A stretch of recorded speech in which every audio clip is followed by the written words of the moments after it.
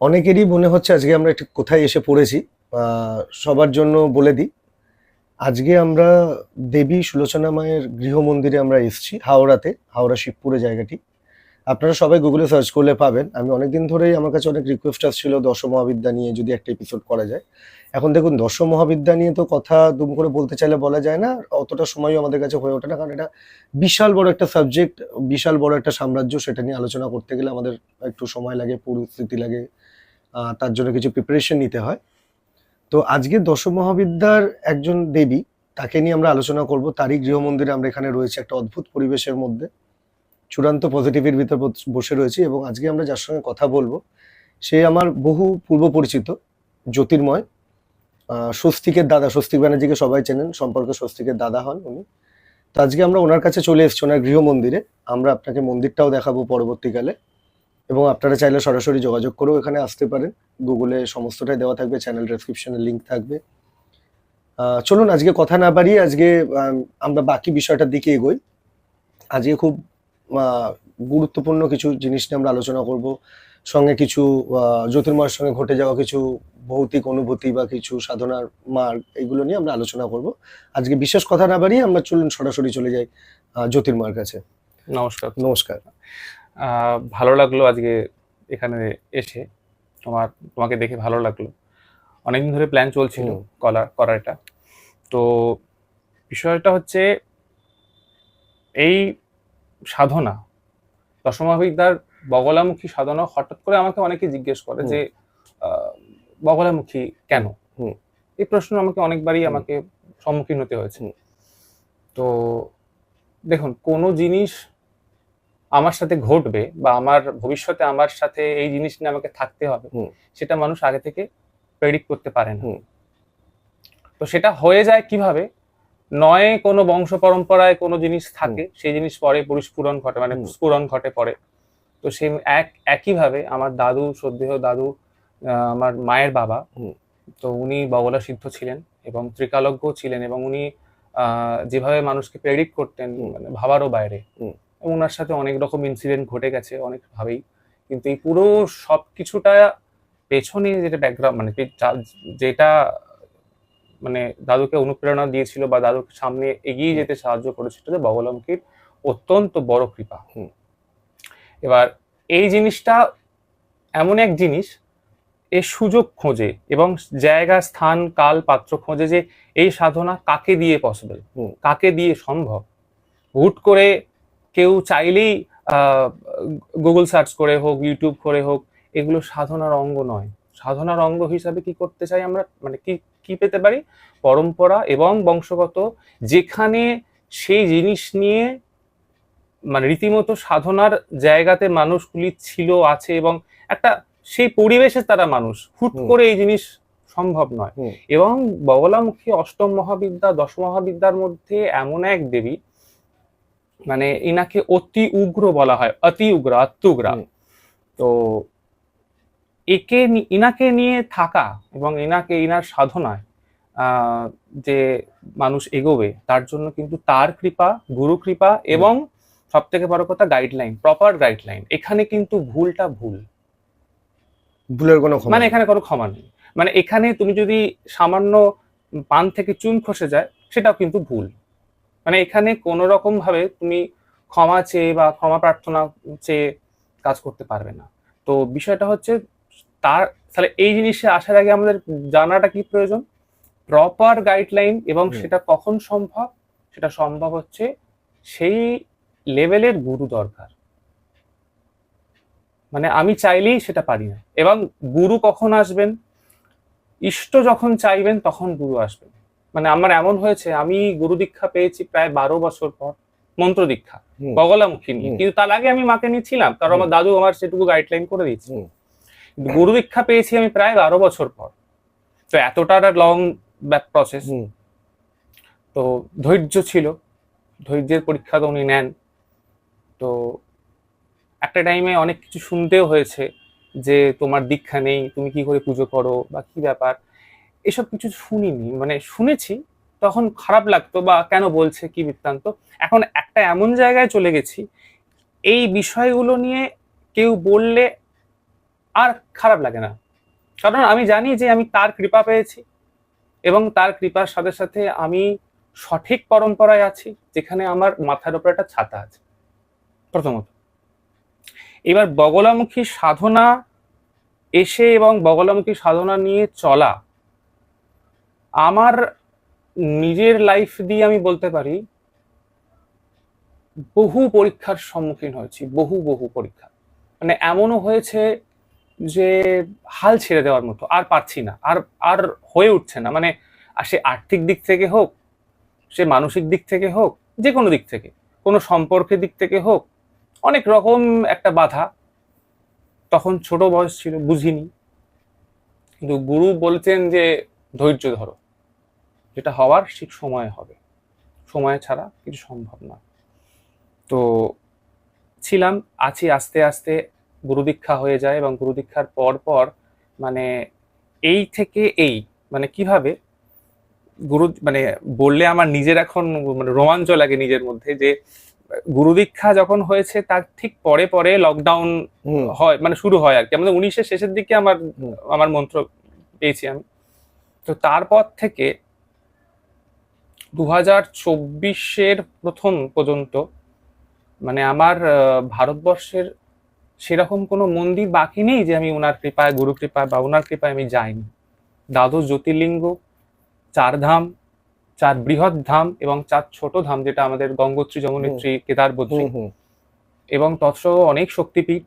মহারাষ্ট্র, সম্পূর্ণ মহারাষ্ট্র, মানে আমি বাংলা থেকে মনে হয় খুব কম লোকই আছে যারা একেবারে মহারাষ্ট্রে ওইভাবে ভিজিট করতে পেরেছে সব জায়গায়। এবং সব জায়গায় গিয়ে আমরা যজ্ঞ, হোম, মানে যেটুকু যা পেয়েছি, যেটুকু সময় সুযোগ পেয়েছি, সব জায়গায় পেয়েছি, করেছি। এবং সব জায়গায় সব থেকে সুন্দর ব্যাপারটা হচ্ছে আতিথেয়তা, মানে আনন্দ, মানে সবাই অ্যাকসেপ্ট করেছে খুব ভালোভাবে। এর পেছনে কিছু কারণ আছে, এগুলো আমি আসছি এতে। প্রথমত হচ্ছে আমার সাথে যোগাযোগ সূত্র, তাহলে কি হলো, মন্ত্র পাওয়ার পর হচ্ছে এখান থেকে এখানে, মানে আমি মানে সব রকম আমার ট্রাভেল হয়ে গেছে, কিন্তু বাকি নেই। সেই ফ্লাইট থেকে শুরু করে, ট্রেন থেকে শুরু করে, মানে উনি আমাকে নিয়ে যাননি এমন কোনো জায়গায় নেই, এবং আমি সেই রাজার হালে যাইনি এমন ব্যাপারটা নেই। কিন্তু এটা আমার কাছে খুব ভালো লাগে। এটা মানে এরকমটা নয় যে আমার হচ্ছে আমি লোক দেখাচ্ছি বলছি, এরকম নয়। খুব আপ্লুত হতাম, কৃপা পেতাম, মনে হতো যে ওনার কৃপায় সব হচ্ছে। এটা হুট করে সম্ভব নয়। এইবার আসি আমার সাথে বিশেষ প্রত্যক্ষভাবে যেই মন্দিরটি, মানে বগলামুখীর যে মন্দিরটি যথেষ্ট পরিমাণ আমার সাথে আত্মিক যোগাযোগ আছে, নলখেরা, এমপিতে, মধ্যপ্রদেশে, ওখানে বগলামুখী স্বয়ম্ভু। তো এই জায়গায় গিয়ে প্রথমে যখন যাই আমার এক দাদার সূত্রে, উনিও মহারাষ্ট্রের লোক, তো উনি আমাকে যোগাযোগ করিয়ে দেন। তো সেই সূত্রে ওখানে যাওয়া, তো বগলামুখীর মন্দিরে গিয়ে যজ্ঞ এবং পুজো, ওখানে থাকা, মানে একটা অনুভবটাই আলাদা, এবং সেটা পুরো শ্মশানের মধ্যে, একদম প্রান্তিক একটা জায়গা, কিন্তু সম্পূর্ণ কি বলবো, মানে রাত্রেবেলায় গেলে না, রাত 8টার পর ওই ওই শ্মশান ভূমি চত্বরে মানে যেতে গেলে একটা মোটামুটি একটা সে তো হবেই। এবং সব থেকে বড় কথা কি, আপনার মধ্যে সেই এলেম চাই, নাহলে কিন্তু আপনি জায়গায় যেতে পারবেন না। কারণ আমার নিজের সব মানে সচক্ষে দেখা জিনিসগুলো, এমন এমন ঘটনা আমি আসছি। তো আস্তে আস্তে কি হয়, বিভিন্ন মন্দির, বিভিন্ন জায়গায় সবার সাথে একটা সুন্দর একটা যোগাযোগ, সবার সাথে একটা ভালো আলাপ, এবং এই সূত্রে বিভিন্ন জায়গায় বগলামুখী ক্রিয়া করতে যাওয়া, বগলামুখীর কবচ, মানে বগলামুখীর বাইরে বেরোয়নি, যা আছে এর মধ্যেই আছে। এরমটা নয় যে আমি সব পারি বলে, আমি এইটুকু পারি বলে আমি সব পারি, এই জাহিরটা নেই, বা এটা করে লাভও হবে না।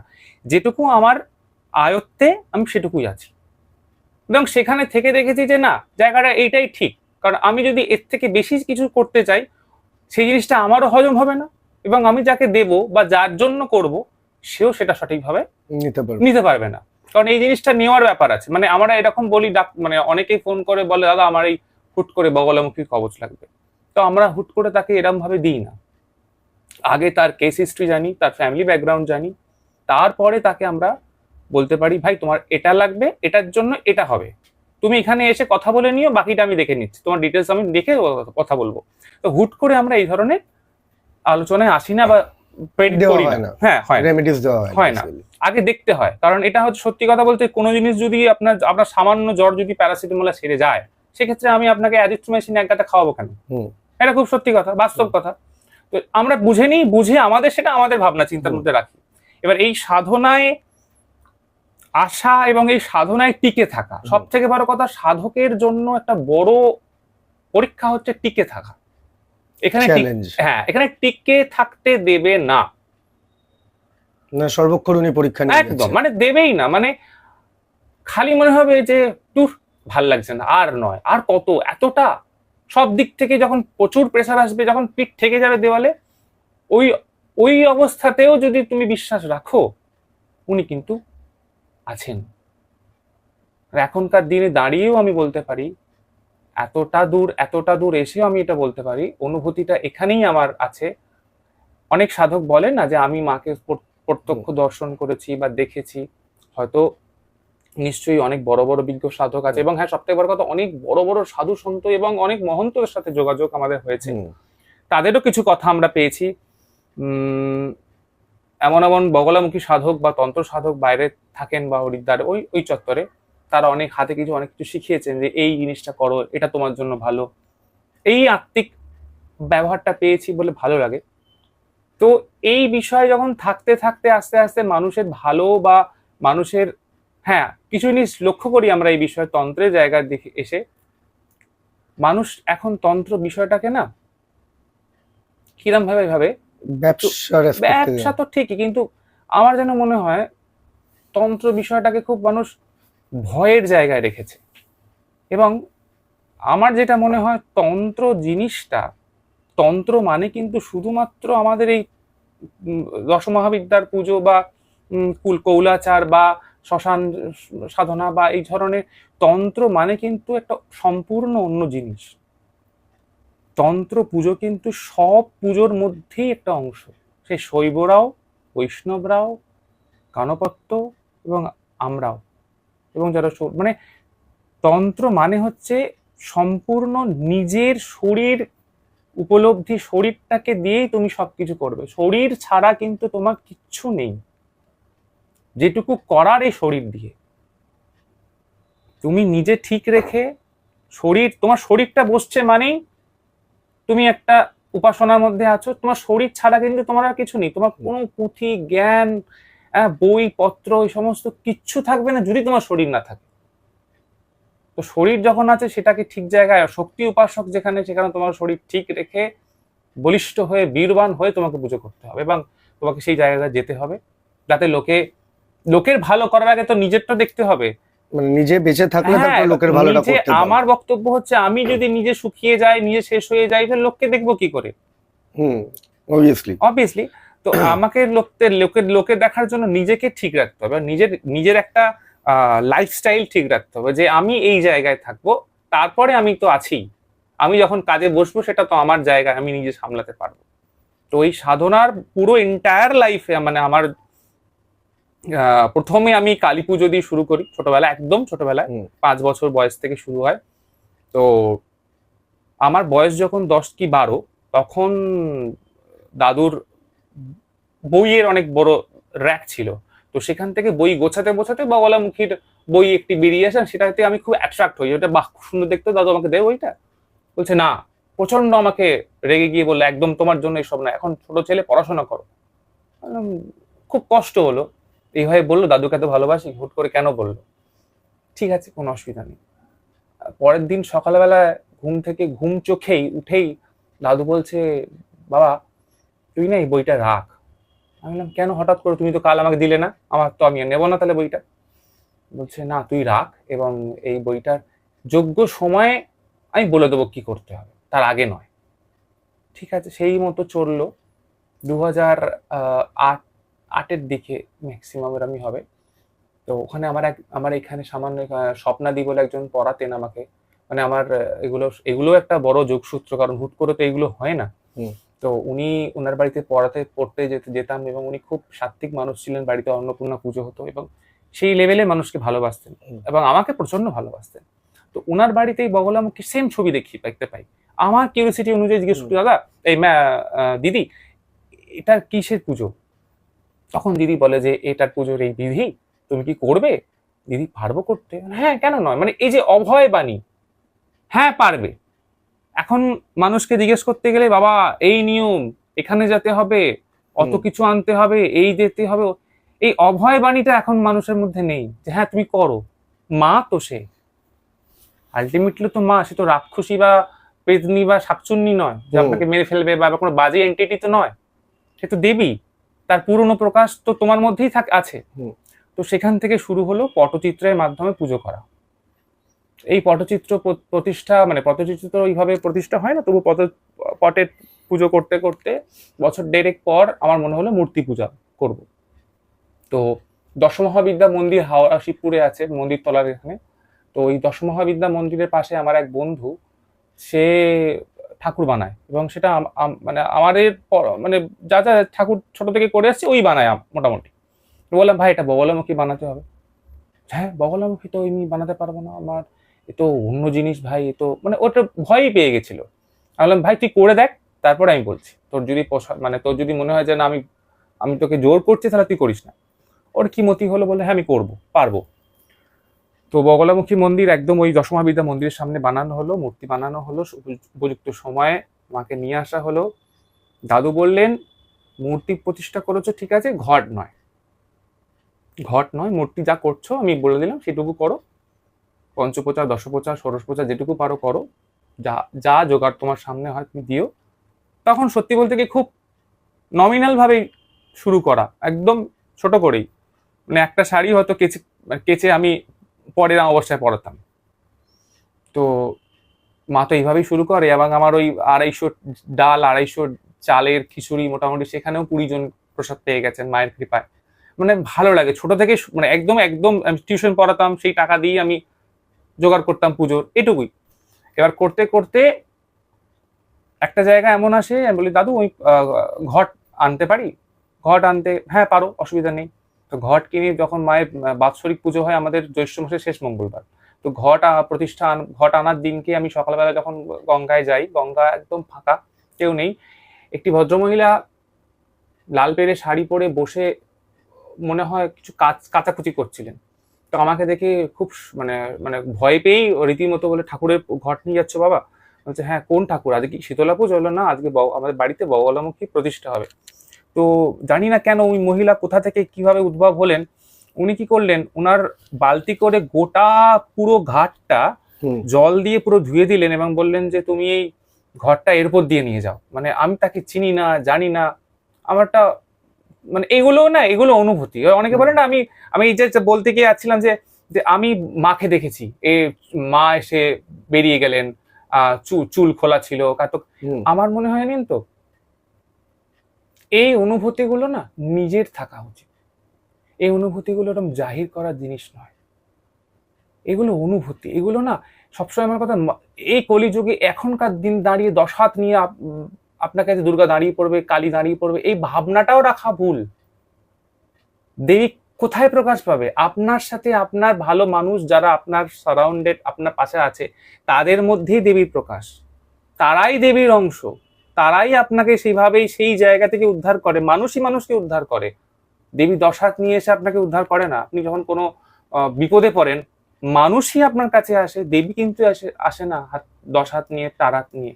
তাহলে আমি প্রত্যক্ষ ভগবানকে দর্শন করেছি, এই ভাবনাটা বলার আগে আমি মনে করি যে আমার পাশে যে চোখ বন্ধ করলে যে অনুভূতিটা আমি যেটুকু পেয়েছি আমার সাধনা লাইফে, এইটুকু লাইফ, মানে আমি জাস্ট বেশি দিন বলতে পারবো না, আমি খুব বেশি বয়স নয় আমার, 35 এজ আমার। এইটুকুর মধ্যে যেটুকু পেয়েছি আমার মনে হয় উপলব্ধিটা, যেটুকু আপনি বুঝছেন, এই উপলব্ধিটাই তাকে পাওয়া, এটাই শেষ কথা। এরপরে আর কিছু কথা থাকে না। যেখানে আমি একটা জিনিসে আসি, যেটা তুমি প্রথমেই শুরু করলে, যে তোমার ধরতে গেলে সেই অংশ, মানে সেই অর্থে যদি আমরা ধরি, তাহলে তোমার জীবনের প্রথম গুরুদেব হচ্ছে তোমার দাদু। হ্যাঁ। এবং তুমি কথাটা শুরুই করলে যে ওটাকে ত্রিকলজ্ঞ বলে। তো যে ত্রিকালজ্ঞ আমরা বলতে যেটা বুঝি, একটু যদি তুমি দর্শকের জন্য একটু ক্লিয়ার করে বলো। বিষয়টা হচ্ছে মানে উনি কি করতেন, মানে উনি সবথেকে যেটা বড় কথা, উনি অতীত খুব ভালো প্রেডিক্ট করতেন। অতীত, বর্তমান, ভবিষ্যৎ এই তিনটে একসঙ্গে প্রেডিক্ট করা খুব কম মানুষ পারে, এবং একেই ত্রিকালজ্ঞ বলা হয়। 3 কালকে একসাথে উনি প্রেডিক্ট করতে পারতেন। মানে আমার বাড়িতে এমন এমন বাড়িতে লোকজন এসেছেন, আমি মানে অবাক যে বাবা তোর 7 বছর বয়সে হাঁটুটা এরকম ভেঙে গিয়েছিল এরকম খুব খারাপ ভাবে, সেই লোকটি না মানে কেড়ে ফেলার জো, মানে আপনি কি করে বললেন?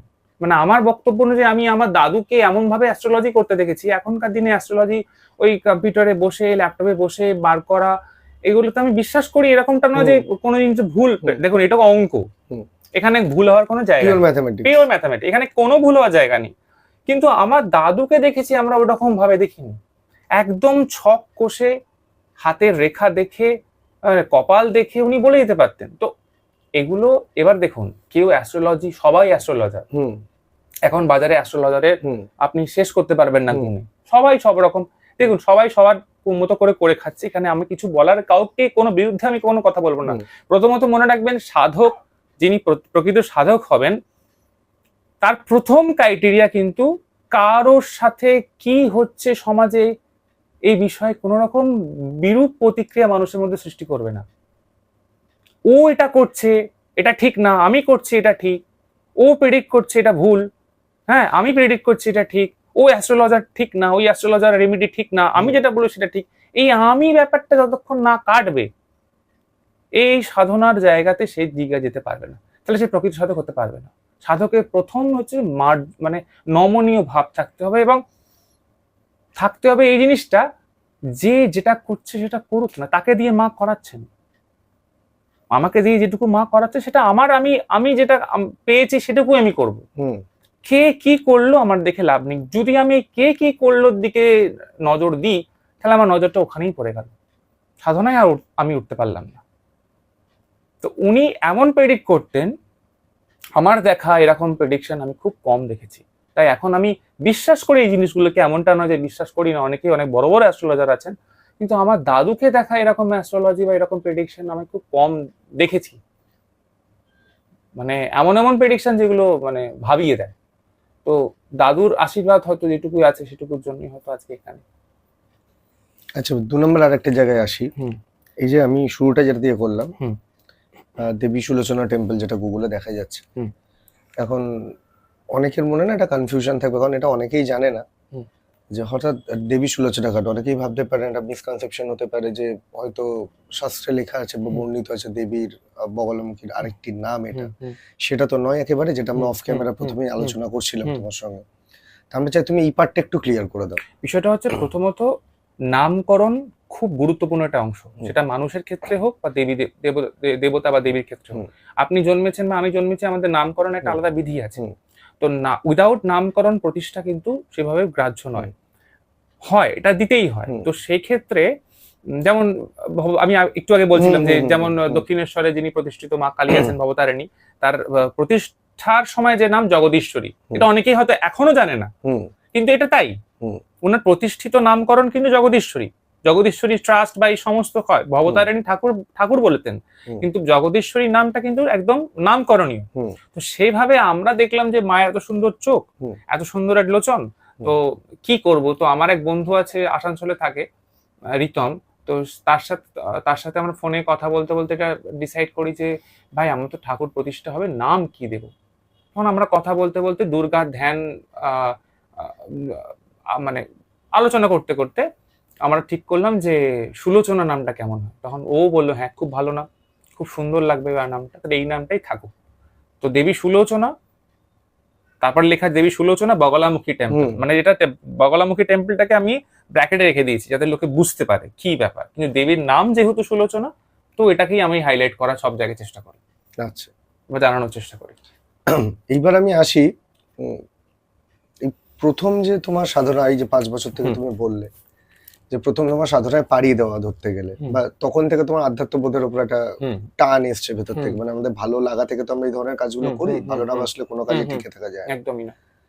তো এই যে সাধন মার্গে চলা, এই চলার অনুভূতিটা কেমন, এবং এক্ষেত্রে বা মানে এই যে অষ্টম মহাবিদ্যা যেটা বগলামুখীকে আমরা যেভাবে ধরি, তো এই সাধনার পথটা তো খুব কঠিন, সবাই জানেন যারা এই নিয়ে রয়েছেন বা যারা হুম, এটা নিয়ে হুম, চর্চা করেন, একদম। এই চর্চার পথে তো বাধাও প্রচুর, হুম, বিভিন্ন রকম অনুভূতি বিভিন্ন জায়গায় হুম, হয়। হুম। তো এই রকম যদি কিছু ঘটনা শুনতে পাই তোমার মুখ প্রথমত থেকে। হচ্ছে আমি যেটা বলবো, আমি আবারও বলছি যে সাধন পথে থাকা এবং সাধন পথে যে আমি আসব হুম সেটা আগে থেকে ঠিক করা থাকে, হুম কিন্তু আমরা বুঝতে পারি না। হ্যাঁ, সময় সেটা স্ফুরণ এটা করে। ভাগ্য নির্ধারিত, হ্যাঁ, পূর্ব নির্ধারিত। এবার এটার থেকে আমি আমি আমার রাস্তা ছিল সম্পূর্ণ আলাদা। আমি হিস্ট্রিতে এমএ কমপ্লিট করি, আমি বিএড কমপ্লিট করি। তো আমার ইচ্ছা ছিল যে আমি টিচার হব। আমার পড়াতে খুব ভালো লাগে। ইভেন আমার হাতে প্রচুর মাধ্যমিক স্টুডেন্ট, প্রচুর এইচএস, প্রচুর গ্র্যাজুয়েট হয়েছে আমার হাতে। আমি পড়িয়ে খুব মজা পাই, ভালো লাগে। হিস্ট্রি, জিওগ্রাফি আমার পড়াতে প্রচন্ড ভালো লাগে। এই সূত্রে আমি কলেজ থেকে বহু এক্সকারশনে গেছি, এবং আফটার কলেজ আমাকে ডেকে ডেকে পাঠানো হতো যে দাদা তুমি এসো, তুই থাকলে ভালো হয়, এটা করলে খুব ভালো হয়, এই প্রজেকশনটা তোর দ্বারা হবে, এরকম ব্যাপার। তখন খুব ভালো লাগতো। তো আমার লাইনটা পুরো আলাদা ছিল। হুম এইখানে এই জায়গায় দিয়ে আমি আসবো, থাকবোই, এটা নিয়ে ভাবিনি। হ্যাঁ, পুজো আচ্ছা টুকটাক করতাম, যেতাম। কেউ বললে কোনো সত্যনারায়ণ বা কোনো সরস্বতী পুজো, লক্ষ্মী পুজো আমি যেতাম, এরমটা না যে কখনো করিনি। হুম তো সেই সুবাদে, এবং আমার এক জেঠুর বাড়ি আছে মন্দিরতলা, পারলে পরে আবার ব্যবস্থা করবো অন্য সময়, কারণ হুম দুর্গাপুজোর সময় খুব বড় রকম ভাবে পুজো হয়, মুখার্জি বাড়ি পুজো। তো সেই পুরো পুজোর দায়িত্ব প্রায় 17 বছর আমি নিয়েছি। মানে কিরকম সব পুজোটা দেখা, দেখভাল করা, এই সবকিছুর দেখাটা আমার আমার হাতে থাকে। হুম তো আমি এটা যেটা বুঝি যে সাধন জায়গায় থাকা, সাধনার মধ্যে থাকা, এটা হচ্ছে একটা ডিসিপ্লিন। সাধনা কিন্তু সম্পূর্ণ ডিসিপ্লিন। মানে আমাকে সকালে উঠে বা আমাকে রাত্রেবেলা যে এই সেবাটা করতে হবে, বা আমার মায়ের পুজোতে এইটা লাগবে, লাগবে মানে লাগবেই। আমি খুব টায়ার্ড, খুব কষ্ট হয়েছে, আমার মাথায় যন্ত্রণা, উঠতে পারছি না, এসব চলবে না। সেবাটা সেবা। তোমার যদি 4টেয় উঠতে হয় 4টেই উঠতে হবে। মানে কোনো রকম খামতি, কোনো রকমের গ্যাপ চলবে না। সাধনা মানে ডিসিপ্লিন, একদম নিয়মানিক ভাবে চলতে হবে। এবং সব থেকে বড় কথা, এর জন্য কি প্রয়োজন হয়? প্রপার গুরু। এবং সেই গুরুকেও সেরকম হতে হবে, সেই লেভেলের। হুম মানে আমাদের গুরুকে এখনো মানে এখনো আমার গুরুদেব সামনে দাঁড়ালে আমার একটা ভিতর থেকে ভয় সৃষ্টি হয়, যদি কিছু ভুল করে ফেললাম। আমার গুরুদেব একটাই কথা বলে, যদি তুই ভুলটা না করিস, শিখবি কোত্থেকে?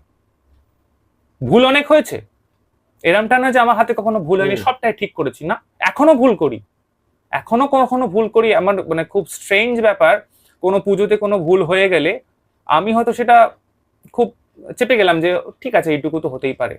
আমার অবাক লাগে, সে গুরুদেব রাতে আমাকে ফোন করে বলেন এটা আজ তোর করা ঠিক হয়নি। তখন বুঝতে পারি যে যোগসূত্রটা কতটা গভীর হলে এইটা উপলব্ধি করা যায় যে আমি আজকে কোনো একটা কাজে এই ভুলটা করেছি, সেটা আমার গুরুদেব জানলেন কি করে। সেক্ষেত্রে তারও ক্ষমতা বা তার যে অসীম একটা কৃপা আমার ওপর আছে, এই জন্য মেসেজটা ওখানে পৌঁছে হ্যাঁ, যে যাচ্ছে কি করে? উনি কি করে পারছেন, আমি তো তাকে বলিনি। যেটুকু ভুল সেটা খুব নমিনাল ভুল, কিন্তু সেটা ভুল হওয়াটা উচিত নয়, কেন হলো সেটা? বাট যেটাই হয়েছে সেটা ভুল বলেও যদি কনসিডার করি, হ্যাঁ, তাহলেও একটা জানার ব্যাপার হচ্ছে যে সে জানলেন কি করে? ওনার কাছে গেল কি মানে করে জিনিসটা বিষয়টা আসলে? হচ্ছে আমরা এখানে, আর সব থেকে বড় কথা কি, সেবার অঙ্গ হিসেবে আমরা একটা জিনিস দেখেছি যে যদি আমি দিতে পারি তো উৎকৃষ্ট জিনিস দেব, হুম নাহলে দেব না। আর বগলামুখী রাজসিক, তামসিক, মানে কি বলবো, বগলামুখী এমন এক দেবী যার মধ্যে রজগুণ, তমগুণ, সত্যগুণ, আপনি যেটাই খুঁজবেন সেটাই পাবেন। উনি যেমন কৃপাময়ী, হুম তেমনি অতি উগ্র, ওনার কাছে কোনো ক্ষমা নেই।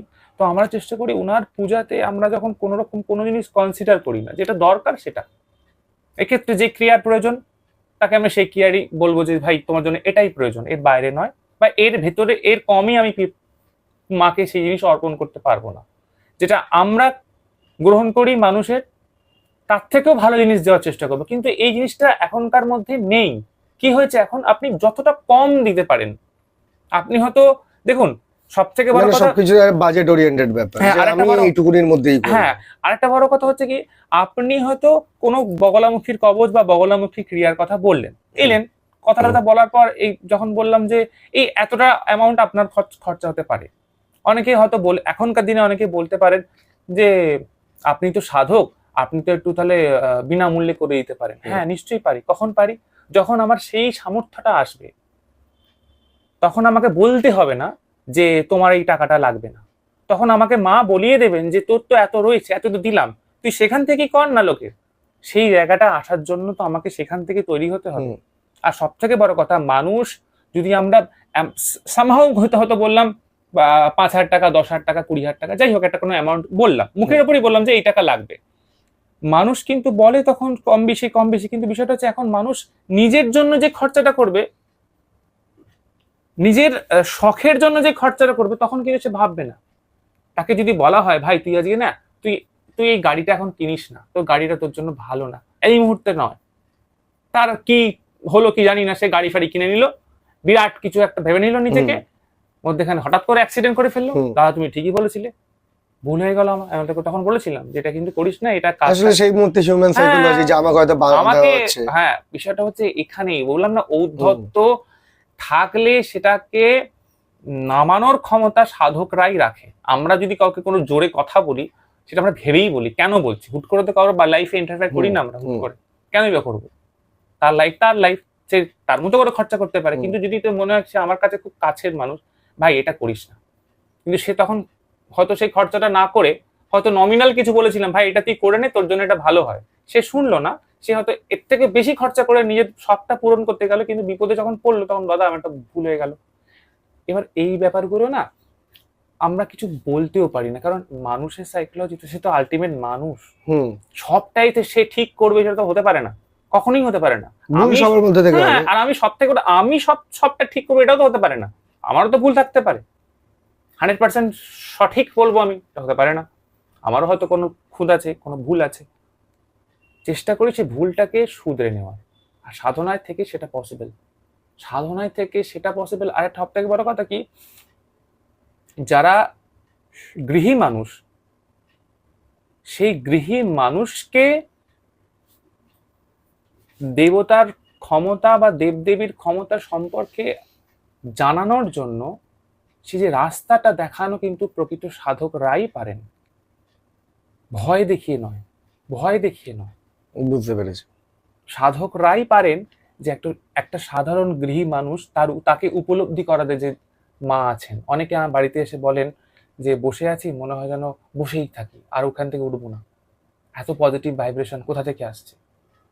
দেখুন হয়তো অনেক রাস্তাঘাট লাইট ফাইট অনেক আছে, কিন্তু যেখানে সোর্স অফ পজিটিভ এনার্জি রয়েছে অনেক অনেক আছে, সেখানে আপনি এলে আপনার সোল, আপনার আত্মা, আপনার সে বুঝতে পারবে যে আমি কোথায় এসে পড়লাম।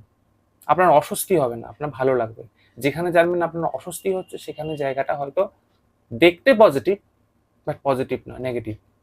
মানে দেখতে হয়তো খুব সুন্দর লাগছে, চাকচিক্য আছে, সেখানে হয়তো এমন কিছু ক্রিয়া করা হয় মানুষের খারাপ করার জন্য, হ্যাঁ, খুলি রেখে, এই রেখে, সেই রেখে, লোককে ভয় দেখিয়ে। এগুলো করলে আপনার নিজের থেকে মনে হবে দূর, এখান থেকে বসতে ভালো লাগছে না, এখান থেকে উঠে যাই। ব্যাপারটা হচ্ছে যাই চকচক করছে সেটাই শোনা না। হ্যাঁ, একদমই তাই। তো এটা তো হবেই। আর সাধনার এই ব্যাপারটা হচ্ছে, সাধনা থাকা মানে, সাধনা মানে আমার কাছে ডিসিপ্লিন।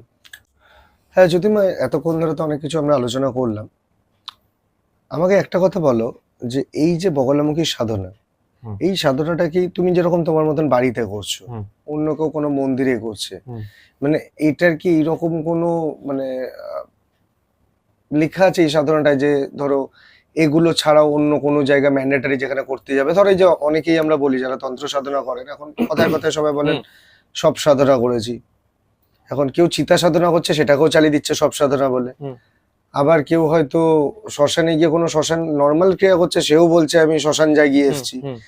এই ওভারঅল এই জিনিসটার উপর একটু যদি তুমি আলোকপাত করে কিছু বলো জিনিসটাকে, যে এই জিনিসটা কিরকম, মানে এই শ্মশান ক্রিয়া কিছু আছে নাকি আদেও, বা এই যে যদি সব সাধনা কিছু এর পার্ট থেকে থাকে, বা এই যে আমরা বলি শ্মশান জাগানো, বা এই ধরনের যদি তোমার কোনো এক্সপিরিয়েন্স কিছু থেকে থাকে, তার অনুভূতিটা, মানে এই শ্মশান জাগানো কাকে বলে, এই ধরনের জিনিসগুলো একটু জানতে চাই। বিষয়টা হচ্ছে, এই বিষয়গুলো না এমন একটা জিনিস যেগুলো খুব গোপন এবং গুপ্ত থাকাটা মনে হয় ভালো। আচ্ছা, কারণ আমি এখানে আরেকটা জিনিস আমি ইন্টারফেয়ার করবো, বলছি গুরুমুখী বিদ্যা বলা হচ্ছে। তন্ত্র কিন্তু ওই বই পড়ে ইউটিউব দেখে ঘাটার জিনিস না, আমি বারবার বলবো। বারবার একটা কথা বলবো, কোনো অ্যাস্ট্রোলজারের কথা শুনে কোন রকম তান্ত্রিক মন্ত্র তন্ত্র দশমহাবিদ্যার মন্ত্র আওড়ানো ঠিক না। তার যে কি এফেক্ট এটা ভাবারও বাইরে, হতে পারে না। এসব সিদ্ধ মন্ত্র, এগুলো পরম্পরা বেশি সিদ্ধ মন্ত্র। এই মন্ত্রগুলোকে আমরা হুট করে একটা ইউটিউব থেকে কেউ একটা অ্যাস্ট্রোলজার বলে দিল আমি এটা শুরু করলাম, এটার যে কি খারাপ দিক এইগুলো বলার খুব প্রয়োজন, মানুষের জানার খুব প্রয়োজন। আমি শ্মশান সাধনা, আমি সব সাধনা, এই যে কিউরিসিটি, এই কিউরিসিটির যে কি ভয়ঙ্কর ফল সেটা আমি আপনার পরে, আমি যে বললেন না ভৌতিক একটা এক্সপিরিয়েন্স, এই কিউরিসিটি থেকে যে ভৌতিক এক্সপিরিয়েন্স আমি দেখেছি আমার লাইফে সেটা আমি বলবো। তো তার আগে এটাই বলি যে শ্মশান সাধনা, সব সাধনা, এগুলো তন্ত্রের একটা আলটিমেট পার্ট। মানে এটা কি টোটালটা একটাই সাধনা নাকি এটা সবটাই আলাদা আলাদা? না, তন্ত্রের বিভিন্ন রকম সাধনার মধ্যে তন্ত্রে কিছু সাধনা আছে যেগুলি শ্মশানে গিয়ে করাটা ম্যান্ডেটরি। সে জিনিস ঘরে নয়, প্রথমত ঘরে সেই জিনিস হবার নয়। তো সেই সাধনা শ্মশানে গিয়ে করতে হয়, এবং সেই সাধনার যে অংশ, সেই সাধনার যে বিধি, সেই বিধিগুলো কিন্তু এখানে আলোচ্য নয়। আচ্ছা, আমরা আলোচনা করতে পারি না। কেউ বলতেই পারে যে আমি সব সাধনা করে এসেছি, আমি শ্মশান জাগিয়ে এসেছি, এগুলো বলে না আমার মনে হয় নিজেকে ছোট করা।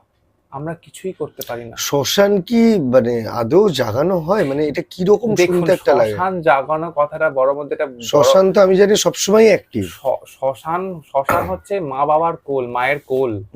শ্মশানকে জাগাবো এই ক্ষমতা রাখার তো আমরা কেউ নই। তাহলে এই টার্মটা ইউজ করা হয় কেন? আর সব থেকে বড় কথা, এবারে শ্মশান জাগানো মানে কি হচ্ছে, হয়তো সেখানে এইবার কিছু কিছু জায়গা, এখানে একটা বড় কথা, যারা এগুলো বলে একটা জিনিস মনে রাখবে, বেশিরভাগ ক্ষেত্রেই কিন্তু তারা কোনো দেবী বা দেবতাদের নিয়ে কাজ করেন না। আমার হ্যাঁ, একটা জিনিস, এটা খুব বড় ম্যান্ডেটরি জিনিস, এটা জানা উচিত। দেখুন, আমার বাড়িতে কোর্ট কেস ঝামেলা, আমার বাড়িতে শাশুড়ি ননদের ঝামেলা, আমার বাড়িতে শাশুড়ি বউয়ের ঝামেলা, আমার অফিসে কলিগের ঝামেলা, বসের সাথে ঝামেলা, এই ঝামেলাগুলো মেটাতে মহাবিদ্যা, দশমহাবিদ্যা, অষ্টম বিদ্যা, বগলামুখী আপনাকে হেল্প করবে হুট করে? এটা হতে পারে? আপনার বাড়ির সমস্যা মা কি করবে? তো মহাবিদ্যা, এগুলো পসিবল? এগুলো হুট করে মানুষকে, আমার বাড়িতে না বিশাল সমস্যা হচ্ছে, আমি একটা ইউটিউব সার্চ করে দেখলাম যে বগলামুখী ক্রিয়া করলে খুব ভালো কাজ হয়। কেন? এই কেন প্রশ্নের উত্তর তো আমি খুঁজে পাই না। যে কেন বগলামুখীর প্রশ্ন, তোমরা জানলে যে গুপ্ত শত্রু, আচ্ছা গুপ্ত শত্রুর জন্য বগলামুখী কাজ করতে হয়, জানলাম। গুপ্ত শত্রুটি কি আগে তোমাকে জানতে হবে। মানুষরূপী গুপ্ত শত্রু, না কোনো অসুর রূপী গুপ্ত শত্রু, না তোমার নিজের মধ্যেই সে শত্রুতা আছে? শত্রু কিন্তু মানুষ নয়, মানুষের ভেতরেই শত্রুতা থাকে, সেটাই মানুষের সাথে ব্যবহারে ফুটে ওঠে যে আমার শত্রু, এ আমার বন্ধু। গুপ্ত শত্রু মানে হচ্ছে নিজের লোভ, লালসা, মোহ, যেগুলো আমরা বলি, এগুলো নিজের মধ্যেই আছে। গুপ্ত শত্রুতা আগে নিজে ভাঙো। সাধকের, যারা বগলামুখী সাধনার সব থেকে যেটা বড় কথা, মানে আমি বারবার বলবো, বগলামুখী সাধকের সব থেকে যেটা বড় অংশ, এটা সত্যবাদী, সত্যি কথা। সত্যি নাই মানে তোমার জীবটা এরকম হবে, অবস্থাটা টেনে তোমাকে নির্মম ভাবে হত্যা করা হবে। সত্যিটা, মুখের জিভের লাগাম রাখো। এই লাগামটার জন্যই ওনার বাঁ হাতে জিভটা ধরে থাকেন উনি, মদনাসুরে, এবং খুব খারাপ ভাবে ওনাকে মাথার মধ্যে গদার বাড়ি মারা হয়, এবং এটা খুব মানে খুব কষ্টদায়ক মৃত্যু যাকে বলে।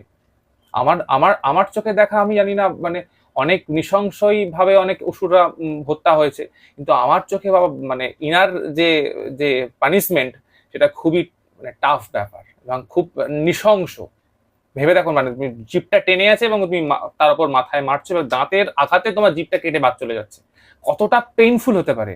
তাহলে কি বলা হচ্ছে, তুমি যদি কন্ট্রোল তোমার জিভের ওপর না রাখো, কথা বলার মধ্যে না রাখো, তাহলে শত্রু তোমার এমনি তৈরি হবে, ভালো মানুষরাও শত্রু হয়ে যাবে কথার উপর। তোমার তাহলে শত্রু তাহলে কোথায় হলো? গুপ্ত শত্রু তুমি নিজেই। তাহলে আগে তোমাকে কন্ট্রোল করা উচিত নিজেকে। হুট করে বগলামুখে এসে তোমার পারিবারিক সমস্যা মেটাবেন না। হ্যাঁ মেটাবেন, কখন মেটাবেন? যদি সাধকের কাছে আত্মার সম্পর্কটা গড়ে তুলতে আর সবথেকে বড় কথা, যদি তুমি সেই সাধকের সঠিক সাধকের পাল্লায় পড়ো, যার বাড়িতে হয়তো মা মেয়ের মতো বসে আছে, মা এসছে কি করব বল, এর মহা বিপদে পড়েছে, দেখ মা যদি তুই পারিস, এইটুকু সেই দেখ মা বলাটাও কিন্তু জন্য একটা গ্রেডেশন প্রয়োজন। হুট করে যে কেউ বলতে পারে না দেখ মা, উনি মহাবিদ্যা, আমরা বাৎসল্য মতো ওনার সেবা করি, তো আমরা বলতে পারি বা আমার দাদুকে দেখে এসছি, মা একটু উদ্ধার করে দে মা, এই যে বলা, এই রিকোয়েস্ট আমরা আর্জি করতে পারি। আমরা ম্যাজিশিয়ান নই। আমাদের কাছে এসে রেমেডি চাইলেই 10 দিনে 12 দিনে 20 দিনে, অনেকে বলে না 10 দিনের হয়ে যাবে, 20 দিনে হয়ে যাবে, এগুলো বলাটার আমরা কেউ নই। তোমার কর্মফল যেটুকু আছে সেই কর্মফল বেসিসে তোমাকে মা সেটুকু দেবেন, তার বাইরে নয়, তার পরেও নয়। তুমি বিশাল কিছু চাইতে পারো না। এই মুহূর্তে 10টা বাড়ি ঘর 100টা তুমি চাইতে পারো না। কেন দেবেন? মানে কি বেসিসে দেবেন? তুমি কি কর্ম করেছো? তুমি চাইলেই পেতে পারো না। আগামী দিন ওইগুলো পেয়েই বা তুমি কি কাজটা করবে, ভালো কাজটা কি করবে? তাহলে একটাই বক্তব্য হচ্ছে, হ্যাঁ, যদি আমার বাড়িতে অনেক এরকম বহু সমস্যা নিয়ে বহু মানুষ আসেন, আমি দেখেছি যে সমস্যাগুলো থেকে সমাধান না করলে খুব সমস্যা, তো আমরা চেষ্টা করি তখন সেই জিনিসটা বুঝে কাজটা এগোনোর। তো এই শ্মশান সাধনা, যেটা আমি মেন স্ট্রিম ফিরে আসি, যে শ্মশান সাধনা বা শ্মশান যাত্রা বা এই শ্মশানের যে সব সাধনা যেটা বললে, এগুলো কিন্তু সবটাই তন্ত্রের একটা গূঢ় তত্ত্ব, খুবই গুপ্ত। এগুলোকে নিয়ে আমার মনে হয় যত কম এগুলোকে নিয়ে ওপেন করা হবে, তত ওই জিনিসের মান থাকবে। জিনিসের মান রাখতে আমরা ভুলে গেছি। তন্ত্রটাকে নিয়ে আমরা এমন বাজারি করে দিয়েছি না, সেই বাজারি জায়গাটা এমন বাজারে হয়ে গেছে, বা জিনিসটা মানে খারাপ লাগে মাঝে মাঝে। যে তন্ত্র কত এলাবোরেট জিনিস, কত বড় তন্ত্র, মানে পুরো সম্পূর্ণ অ্যাপ্লাইড সায়েন্স। হ্যাঁ, সম্পূর্ণ অ্যাপ্লাইড সায়েন্স, যা আমরা ইউজ করি সব। এখানে আমি একটা কথা বলি জ্যোতির্ময়, আমি ধরো বিভিন্ন এখন ইউটিউবের যুগে তো আর কোনো কিছু চাপা নেই, লোকের ভাতের হাটের খবরও এখন পাই। যে তুমি কথাটা বলছো, আমি তোমার সঙ্গে একমত। আমি অনেকের সঙ্গে এই ব্যাপারটা নিয়ে আলোচনা করেছি, সবারই এক কথা যে এইটা গুপ্ত জিনিস, এটাকে বাইরে আনতে নেই, আনা ঠিক নয়। তারপরেও দেখেছি কিছু তান্ত্রিক বলবে না, মানে সাধক বলবে, আমি তো ঠিক ভেবে পাই না। ধরো আমি একটা নাম নিচ্ছি, এটা বিখ্যাত নিউজ চ্যানেলে এসছে, এটা এই ধরো শিবাঙ্গী দুর্গা, তুমি হয়তো নাম শুনেছো, বম্বের। আচ্ছা, এর আগে বিগ বসেও এসছে। ও না, আমি সেভাবে হয়তো বাকি বল। আচ্ছা, যাই হোক, তুমি শিবাঙ্গী দুর্গা সার্চ করে দেখো, তুমি পাবে। উনি ওয়েস্টার্ন যে কালচার বা সেই রিচুয়ালস মেনে উনি কিছু ব্ল্যাক ম্যাজিক, ভুডো এই সমস্তও করেন। আমি জি নিউজকে দেখেছি শিবাঙ্গী দুর্গা শ্মশান সাধনা করছে, সেটা জি নিউজ কভার করছে। এই ব্যাপারটাকে তুমি কিভাবে দেখবে?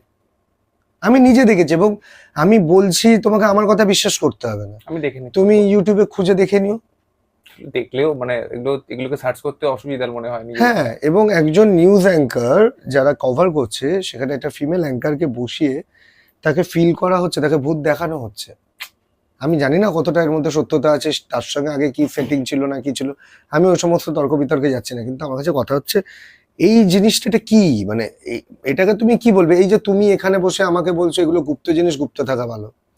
শিবাঙ্গী দুর্গা যে নাকি টেলিফোনে কথা বলতে 25,000 টাকা হচ্ছে তার টেলিফোনিক চার্জ, আমি শুনেছিলাম একজনের থেকে।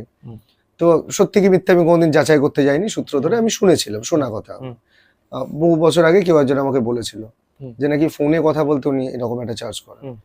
তা আমার কাছে কথা, আমি যদি ধরেই নি যে উনি একদম প্রপার সাধিকা, সাধনা করেছেন, ওনার প্রচুর যোগবল আছে, সিদ্ধি আছে, সিদ্ধি লাভ করেছে একটা জায়গায়, তাতে এই যে জিনিস, সেটাকে অন ক্যামেরা করা বা এটাকে তুমি কিভাবে দেখছো? প্রথমত আমি এই কথাটা আসার আগে দুটো টপিক নিয়ে বলবো এই জিনিসটার উপর। মানে এটা কন্ট্রোভার্সিয়াল কথাবার্তা, এগুলো কথাবার্তার মধ্যে হুট করে বলাটা আমার ঠিক না। কে কি বলেছে না বলেছে আমার তো, বা কে কি লেভেলের বা কোন জায়গা থেকে বলেছে বা কি ফুটেজে সেই কথা বলেছে, এটা আমার জানার দরকারও নেই, ইচ্ছাও নেই। দুটো জিনিস বলবো, সম্পূর্ণ অবক্ষয়, এটা সম্পূর্ণ অবক্ষয়ের জিনিস। কেন অবক্ষয়? আর প্রথমত যে বলেছে বা যারা বলছেন তারা তন্ত্র মার্গের বা আমাদের যে যে পন্থা বা পথ অনুযায়ী আমরা চলি তার সঠিক বিষয় সম্বন্ধে তারা অবগত নয়। আমি তো সারা ভারত ঘুরেছি, সারা ভারতের বহু মানুষের সাথে যোগাযোগ করেছি। অনেকে এই নন ভেজ মাকে ভোগ লাগানো, এই বলি প্রথা, এগুলো নিয়ে অনেকে অনেক কথা আমাকে বলে এসেছে। তো আমি কি করেছি, আমি তাদের কোনো কথাতে রেগে বা চলে আসিনি। আমি তাদেরকে একটাই উত্তর দিয়েছি, আমাদের সম্পূর্ণ পথ আলাদা। যদি তা না হয় তাহলে স্বামী বিবেকানন্দ, রামকৃষ্ণদেব এরা আমাদের সেই রাস্তা দেখিয়ে যেতেন না। শক্তির উপাসনা করি, শক্তি পূজা করি, শক্তির জন্য মাকে নিবেদিত যাবতীয় সমস্ত কিছু গ্রহণ করে আমরা গ্রহণ করতেই পারি, এতে কোনো পাপ দোষ লাগে না। তো যারা বলছেন যে আমরা এইগুলো করছি, শ্মশান সাধনা করছি বা এই ধরনের আলোচনা করছি, লোকের সাথে অন ক্যামেরায় আসছি, আমার মনে হয় সম্পূর্ণরূপে এটা অবক্ষয়। এগুলো যতটা পরিমাণ মানুষ কম নেবে এগুলো আমরা বুঝি, মানে আমাদের আমি বারবার এইটা আপনার মানে তোমার মাধ্যমে এটা আমি বলতে চাইছি যে এই জিনিসগুলো আমরা জানি, যারা বাঙালি বা যারা হিন্দু, যারা আমরা এখানে ওয়েস্ট বেঙ্গলে রয়েছি, অন্তত ওয়েস্ট বেঙ্গল লোক যারা বাংলা বোঝে বা আমাদের কথাবার্তা শুনবে, বুঝবে, তাদের ঠান্ডা মাথায় একটা জিনিস বোঝা উচিত যে এই জিনিসগুলো নিয়ে কখনোই কালচার করা উচিত নয়। তোমার ইন্টারেস্ট থাকতে পারে, তুমি রোমাঞ্চ বই পড়ো, ভৌতিক বই পড়ো, ভালো লাগার ভৌতিক কাহিনী শোনো, অনেক কিছু শুনতে পারো, কিন্তু এগুলোকে নিয়ে প্রপার ডাইরেক্ট এসে লাভ নেই, বড় বিশাল ক্ষতি। আমি আমি আমার চোখে দেখা এক একটা বাড়ি শেষ হয়ে গেছে সামান্য এইটুকু জিনিসের জন্য। আমি বহু বহু জায়গায় বহু রকম কাজ করে এসেছি, অনেক অনেক জায়গা আছে পুরো ফ্যামিলিটা শেষ হয়ে গেছে দাদা, শুধুমাত্র এই জিনিস ট্রাই করতে গিয়ে। শুনলাম কোন একটা জায়গায় বগলা প্রত্যঙ্গীরা বলে একজন মানে আছেন, প্রত্যঙ্গীরা সম্পূর্ণ একটা আলাদা রুট, খুবই অত্যন্ত ডেঞ্জার জিনিস। তো ওই প্রত্যঙ্গীরা করে নিজের রক্ত কেটে যজ্ঞের মধ্যে দিয়েছে। তো সেই আমি তাকে প্রশ্ন করি, কেন করেছো তুমি এটা? প্রথমত হচ্ছে একজন ব্রাহ্মণ কখনো তার রক্ত মাকে দেওয়া, ওটা ব্রহ্ম হত্যার পাপ মাকে দেওয়া হয়। হ্যাঁ, একজন সাধক কৌলও হতে পারেন, যখন তার পৈতে বা শিক্ষাসূত্র নেই, সে দিল তার সাধন পথ, সে যেভাবে যা করছে আমার দেখার দরকার নেই, কিন্তু একজন ব্রাহ্মণ এসে রক্ত মাকে অর্পণ করেছে। এবং সেই বাড়িটি কিভাবে শেষ হলো, সেই ছেলেটি যখন আমার কাছে এসেছিল ফার্স্ট ইয়ারে পরে, আমি বারণ করেছিলাম, ভাই এই জিনিস করো না। এটা কতদিন আগের ঘটনা? এটা 2014-15 ম্যাক্সিমাম 15 কলকাতায়, এখানেই আমাদের হাওড়াতেই, এখান থেকে একটুখানি দূরে যায়। এবার বিষয়টা হচ্ছে আমি কি তান্ত্রিক না, কিছু শিখছিলেন? বিষয়টা হচ্ছে ছেলেটা তো ফার্স্ট ইয়ারের, এবার ওই বিভিন্ন রকমের কিউরিয়াসিটি, আমি বললাম না কিউরিয়াসিটি, এই ইউটিউব দেখে হোক, যে কোনো শ্মশান সাধন এসব দেখে এটাকে কিউরিয়াসিটি। তো নিজে সে ব্রাহ্মণ বাড়ির ছেলে, সে টুকটাক পুজো টুজো করতো, সে হঠাৎ করে বগলামুখী ছবি নিয়ে সে এটা শুরু করে, এবং রক্ত চামুন্ডার পুজো, উঁক তুসুক, মানে যেখান থেকে যে, হ্যাঁ বিশাল ব্যাপার। তো কি হলো, আলটিমেটলি এই রিসেন্ট খবর পাওয়াতে জানতে পারলাম সেই ছেলেটি মানে খুব ভালো নেই, বাবা প্যারালাইজড, মায়ের ব্লাড ক্যান্সার, মানে এগুলো পরপর ওই ঘরের মধ্যে হয়ে গেছে, কিন্তু কোনো শান্তি নেই। তাহলে এগুলো যদি হতো না, কি দরকার ছিল? আমি যে বললাম প্রপার গুরু বা প্রপার গাইডলাইন, যেটা অবক্ষয় বা অবনতির জায়গায় চলে যাচ্ছে। লোক দেখিয়ে, লাল কাপড় পরে, কালো কাপড় পরে, ভয় দেখিয়ে, ভূত দেখিয়ে মানুষকে বশে আনার চেষ্টা এখন চলছে, কিন্তু এগুলোতে গা ভাসালে আমাদের হবে না। নিশ্চয়ই রোমাঞ্চ আছে, ভৌতিক জিনিসপত্র আছে। দেখুন, এই একটা এমন পোর্টাল, এটা একটা পোর্টালই বলবো আমি, একটা সম্পূর্ণ আলাদা জগৎ। মানে আমরা যে জগতে বাস করি সেখান থেকে সম্পূর্ণ আলাদা জগৎ। তো এই জগতে এলে আপনি যখন ভগবান দেবতাও মানবেন, আপনাকে ভূত প্রেত পিশাচও মানতে হবে, তাদের অস্তিত্ব মানতে হবে। আলো থাকলে অন্ধকার থাকবে, কিছু করার নেই, মানতেই হবে। নেই এটা বলতে পারি না, এটা অসম্ভব। এবার অনেকে বলতে পারে আমি সচক্ষে ভূত দেখেছি, দেখতেই পারে। আমার বাবা যেমন ব্রহ্মদৈত্য দেখেছেন, আমার বাবা সব সাধনা করেছেন, বাবা শ্মশান সাধনাও করেছেন। আমাদের হাওড়ার ডোমজুরের আগে পরে একটা কাটলিয়া বলে জায়গা আছে, সেখানে শ্মশানের আমার নিজে দেখা, আমি যখন খুব ছোট বাবা ওখানে একজন সাধকের থেকে মন্ত্র পেয়ে বাবা সাধনা করতেন। হুম। তো বাবার ইচ্ছে ছিল বাবা জবা ফুল ফোটা দেখবে, তো সেটা বাবা দেখেছে। এবং বাবা ওখানে কালী মায়ের নিত্য সেবা করতে, ভোগ টোগ সব নিজে করতেন। তো আমি মা আর বাবা একটু ইন্টারাপ্ট করছি, মানে হঠাৎ জবা ফুল ফোটাটাই দেখবেন কেন? মানে এটা কি দেখা যায় না সাধারণ চোখে? না, বিষয়টা হচ্ছে এমন একটা টাইমে ওই জিনিসটা হয় বা ফোটে, সেটা সব সাধারণ মানুষ এসব ঘুমায়, ব্রহ্ম মুহূর্তে সেটা হয়। আচ্ছা আচ্ছা আচ্ছা। হ্যাঁ, একদম ওই 3:30 থেকে ব্যাপারটা শুরু হয়, 4:30টার মধ্যে পুরোটা ব্যাপারটা শেষ হয়। পুরোটা না হলেও মোটামুটি খানিকটা ফুটে যায়। এই যে প্রথম ঝাঁকানি দিয়ে যে ফোটানোটা, বাবার অনুভূতি অনুযায়ী বাবা বলছে যে কেউ যেন এসে রাত্রেবেলায় ফুলটাকে ধরে কেউ ঝাঁকিয়ে দিয়ে চলে গেল। ঝাঁকাতে হঠাৎ করে, মানে এটা তো সম্পূর্ণ আমি জানি যে এগুলো সায়েন্সের ব্যাপার, সায়েন্সের জিনিস, কিন্তু এই যে অনুভূতিটা, যেটা জবা ফুল, একটা ফুল ফুটছে, এনার্জি, সে আবার কিন্তু বেলার পর সে যদি তার যদি পূর্ণ ফল থাকে মায়ের পায়ে যাবে, তার যদি ফুল না থাকে পূর্ণ ফল সে মাটিতে পড়ে নষ্ট হবে। তো সেভাবে আমাদের পূর্ণ ফল, আমাদের যদি কর্ম সঠিক হয় তাহলে আমরা মায়ের পায়ে যাব, যদি আমাদের কর্ম ভুল হয় তাহলে আমাদের শেষ, এদিক ওদিক হয়ে যাব। তো কর্ম এমনই করা উচিত যেগুলো সঠিক পথ মানুষকে বাঁচাতে সাহায্য করে, মানুষ যেন সেটাকে ডুবে না যায়, এমন জিনিস ট্রাই করে, এমন জিনিস দেখে কোনো লাভ নেই। যাই হোক, এবার তুমি তোমার বাবার ব্যাপারে যেটা বলছিলে, কাটলিয়াতে বাবা সব সাধনা করেছেন, এগুলো আমি বেশি আলোচনা করবো না। তো বাবার দেখা, বাবা বলে বাবা হ্যাঁ সবকে জাগানো যায়, সব জাগে। সেই সময় বাবা এইটুকু জাস্ট বলেছে, বাবা ওই সময় কিন্তু ওনার মুখে কারণ বাড়ি, একদম কারণ বাড়ি আর পোড়া মাছ এই ধরনের দেওয়ার রীতি আছে সব সাধনার একটা পার্টে। এইটুকুই আমাকে বাবা বলেছে, তার বেশি আর আমাকে কিছু আলোচনা করেনি। এবং যেটুকু বলেছে সেটুকু আর এখানে এইটুকু সবাই জানে, কারণ অলরেডি এই নিয়ে অনেক কিছু ওয়েব সিরিজ হয়ে গেছে, অনেক কিছু ভৌতিক গল্প, এইটুকু বলা যায়। এর বাইরে পরে আমি আলোচনা করলাম না। কিন্তু বাবা ব্রহ্মদৈত্য দেখেছেন নিজের স্বচক্ষে, এটা বাবা আমাকে বলেছেন।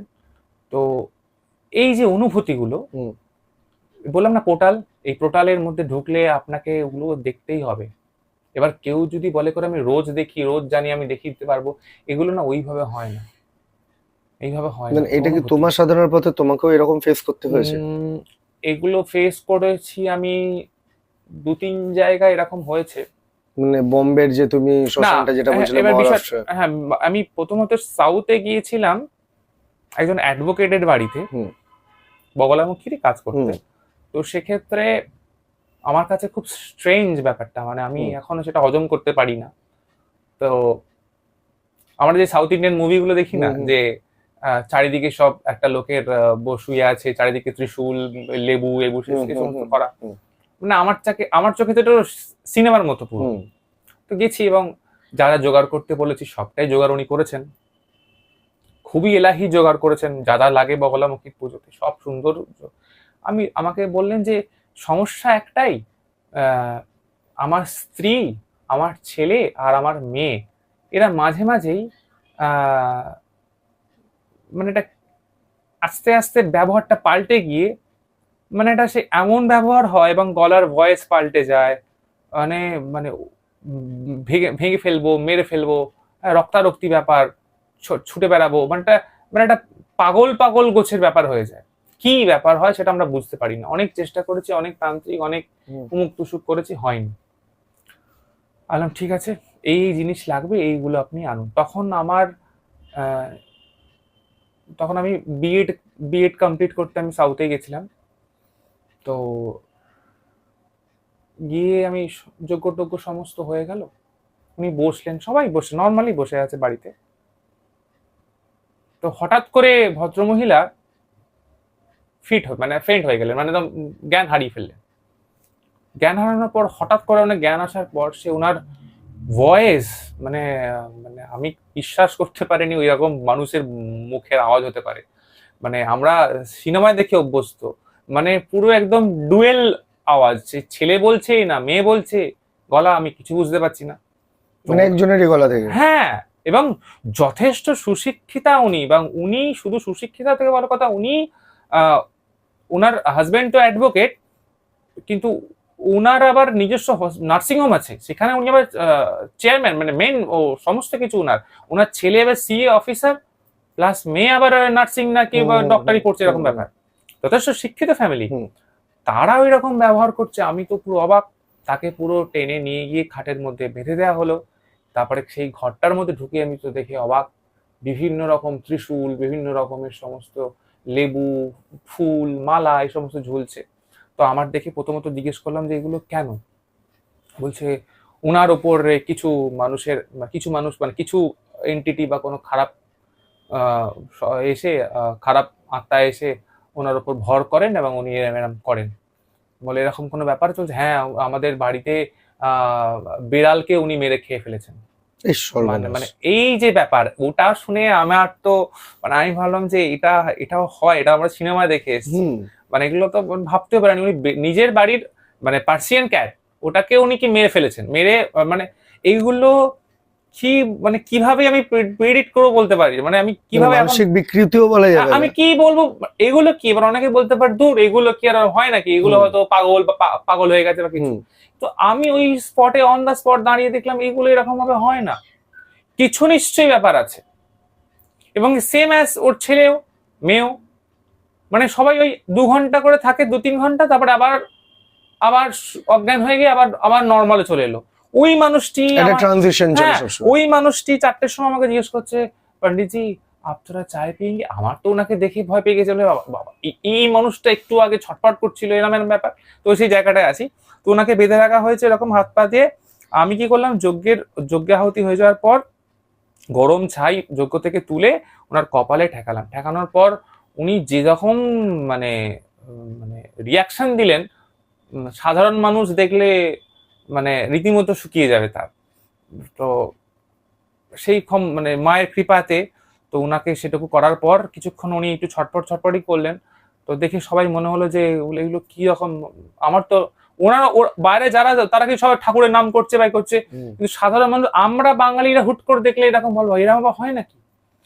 তো সেখান থেকে পরে আমরা যেটা জানা গেল যে উনার বাড়িতে উনার ননদ কেরালায় গিয়ে কিছু ব্ল্যাক ম্যাজিক করেছিল ওনার উপর, মানে ফ্যামিলির উপর, যাতে ওটা ফ্যামিলিটাকে পুরো শেষ করে দেওয়া যায়। তো এই ব্ল্যাক ম্যাজিকের একটা বাজে এফেক্ট তখন আমরা ওই মহিলার উপর বেশিরভাগ করে করা হয়েছে। ব্ল্যাক ম্যাজিক মানে একদম ডেঞ্জার ব্যাপার, মানে মেরে ফেলবো এটা ব্যাপার। তো কিছু জিনিস আমরা রেমেডিস দিই, কিছু জিনিস বলি। এবার আমার এক দাদা আছে, তার থেকে কিছু জিজ্ঞেস করে তাকে আমি জিনিসগুলোকে রেকমেন্ড করি যে এগুলো বাড়িতে রাখো, বাড়িতে যাবতীয় যা যা আছে যেগুলো কিছু ফেলতে বললাম, ফেলার জিনিসগুলো থাকে এটা আমাদের ক্রাইটেরিয়ার মধ্যে পড়ে। তো তাতে করে পরবর্তীকালে উনি আবার খুব খুশি হলেন। উনি বললেন যে মায়ের পুজোর জন্য তোমার পিওর স্যান্ডেল বা এই ধরনের যা যা লাগবে, পুজোর যা যাবতীয় প্রসাধনী জিনিস যেগুলো লাগে উনি আমাকে পাঠাতে শুরু করলেন। সাউথের চন্দন মানে খুবই ব্যাপারই আলাদা। উনি এগুলোতে এই একটা ভৌতিক পার্ট আমরা দেখেছি এই একটা লাইফে। আর একটা রিসেন্টলি ছিল তারাপীঠে, ফেব্রুয়ারি মাসে, এই কদিন আগে, এই 24শে ফেব্রুয়ারিতে আমি মায়ের ভোগের টাইমের আমরা রেডি হচ্ছি, বেরোবো। আমার গুরু ভাই আয়ুর্বেদিক ডক্টর। তো আমরা রেডি হচ্ছি যে ভাই বেরোবো চল এবার। তো হঠাৎ করে রিসেপশন থেকে 3টে ছেলে ছুটে এলো, দাদা কি হলো, দাদা এক্ষুনি তোমাকে 4তলায় উঠতে হবে, 4তলাতে একটি মেয়েকে ভূতে ধরেছে। মানে সেই তো আমরা, দাদা কথা বলার টাইম নেই, তুমি এক্ষুনি চলো। ঠিক আছে চল। আমার তখন জপের মালা বা যাবতীয় যা আমার সঙ্গে থাকে, একটা ব্যাগ থাকে, সেই ব্যাগের মধ্যে কিছু জিনিসপত্র থাকে, সব জায়গার জিনিসপত্র ওখানে রাখা থাকে, মানে ওই মানে কি বলবো ঝোলা টাইপের। তো সেইগুলো নিয়ে আমি গেলাম, গিয়ে দেখি রীতিমতো সেই মেয়েটি ছটফট করছে, তাকে 2-3 জন ধরে আছে। তো সেই মেয়েটিরও সেই সেম ওই রকম ডুয়েল ভয়েস। তো আমি জিজ্ঞেস করলাম কি কারণ, কি হয়েছে। এইবার বললাম না কিউরিওসিটি, এইখানেই আসি আমি। এই শ্মশান জাগানো, শ্মশানে বসে কি ক্রিয়া হচ্ছে না হচ্ছে, এইগুলো ওই মেয়েটি এবং ওই মেয়েটির বন্ধু, হ্যাঁ, এরা মানে লাইভ গিয়ে দেখবো, এক্সপিরিয়েন্স করবো। তো এই ব্যাপারটা করতে গিয়ে তারাপীঠে নাকি রাত্রেবেলা ওরা গেছিল। তো এমন কিছু জিনিস দেখেছে বা হয়েছে, সেগুলো ফিরে আসার পর আফটার এফেক্ট এগুলো হয়েছে। তো আমি বললাম তোরা সব সরে যা, দেখছি আমি কি করা যায়। তো আমার কাছে মায়ের প্রসাদী ফুল ছিল, আরো অনেক কিছু ছিল। তো সেগুলো মাথায় দেওয়া হলো, জল দেওয়া হলো, মায়ের মানে চরণামৃত দেওয়া হলো। তারপরে আমার মহাকাল মানে মহাকালের উজ্জয়ন মহাকালের কিছু বিশেষ জিনিস ছিল যেটা আমি মানে দিয়ে থাকি এই সমস্ত কেসে, যেগুলোতে ভৌতিক কিছু ব্যাপার থাকলে সেগুলো হয়তো ইমিডিয়েট কেটে যাওয়ার ক্ষমতা রাখে। সেই জিনিস আমার কাছে আছে, এবং সেই জিনিস কোথা থেকে আছে সেগুলো খুব গুপ্ত জিনিস, সেগুলো আমরা কাউকে বলি না।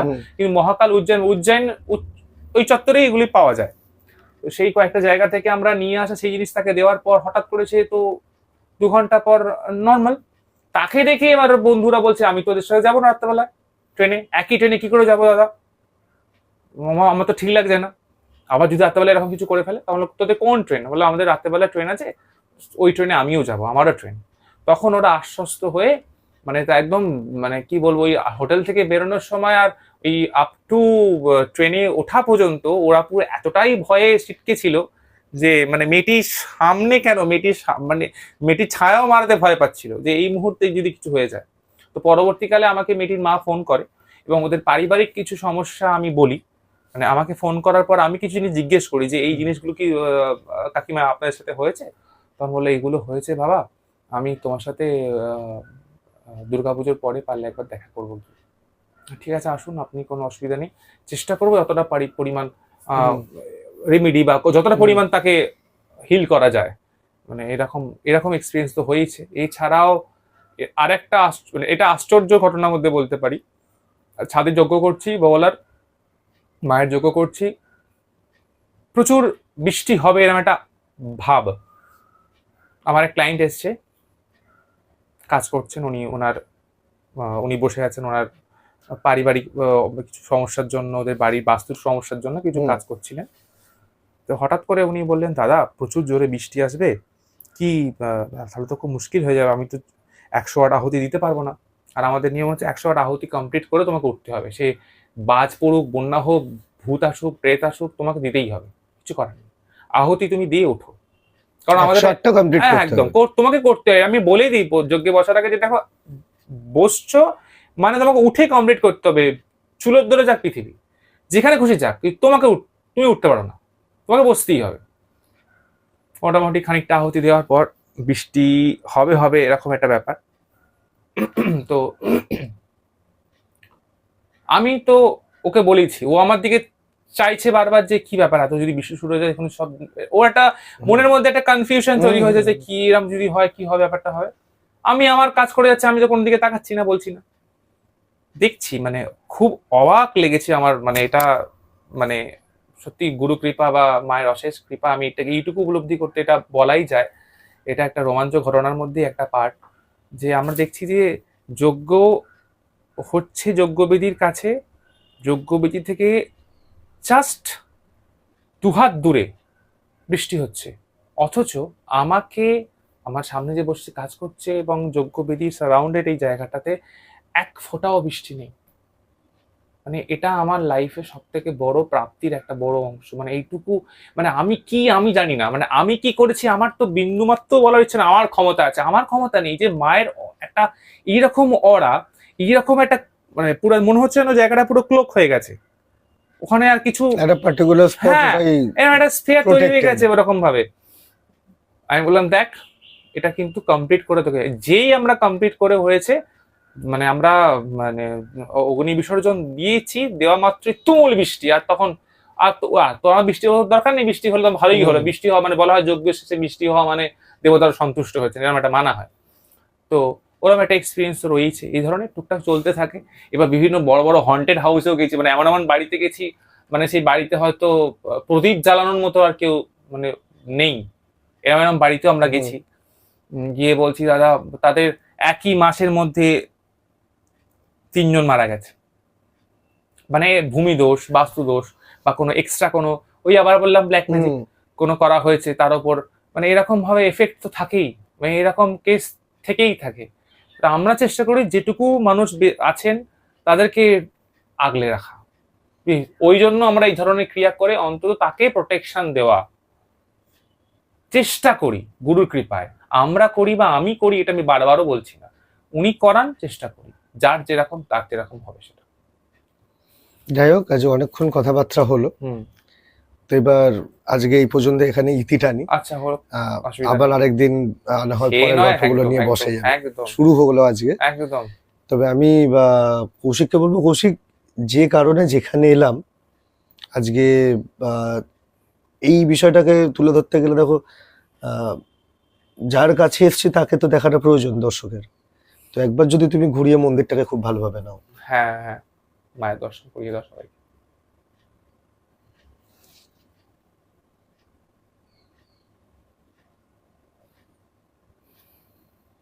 একদম মায়ের, হ্যাঁ একদম সবাই, এই যে মা রয়েছেন, মা সুলোচনা,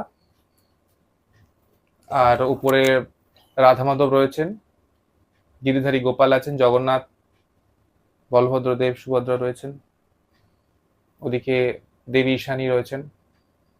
এনার বাৎসরিক পুজো কালী পুজোয় হয় একদম।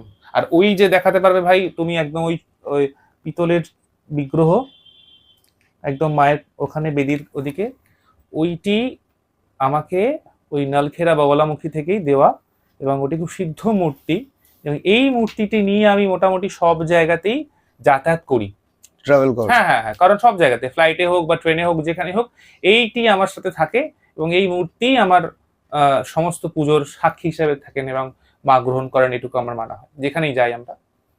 তো এইভাবে মায়ের সেবা চলছে, দেখা যাক। মা আর এখানে কে? ইনি দেবী শীতলা রয়েছেন, আচ্ছা শালগ্রাম রয়েছেন, আচ্ছা। গজানন মহারাজ রয়েছেন, মহারাষ্ট্রে খুব প্রসিদ্ধ একজন মহারাজ। এছাড়াও তো রয়েছেন বাকিরা তো রয়েছে। মায়ের প্রতিষ্ঠিত ঘট আছে, এবং সব থেকে বড় ব্যাপার হলো এই পুরো মন্দির এই প্রতিষ্ঠার সময় পর্যন্ত এই ঘট কিন্তু বিন্দুমাত্র সরানো হয়নি। তো আমরা বলাই ছিল যে এই ঘট রেখে তুমি যা করার করবে, কারণ ঘট নড়ানো মানে তো মানে হয়ে গেল, সেটা তো বিসর্জন হয়ে গেল। তো আমার দাদুর পুজো করা ঘট, তো আমি চেষ্টা করেছি এই মূর্তি এবং এই ঘটটাকে প্রিজার্ভ করে রাখা, এবং সেটাকে যতদিন উনি চাইছেন করুন। ওই জন্য মায়ের বেদি যেহেতু মৃন্ময় প্রতিমা, তো মায়ের বেদি আমরা চেষ্টা করেছি পিতল দিয়ে মুড়ে রাখা, যাতে কোন রকম ভাবে মূর্তির কোন রকম সমস্যা ড্যামেজ না হয়, চেষ্টা করেছি এটুকুই।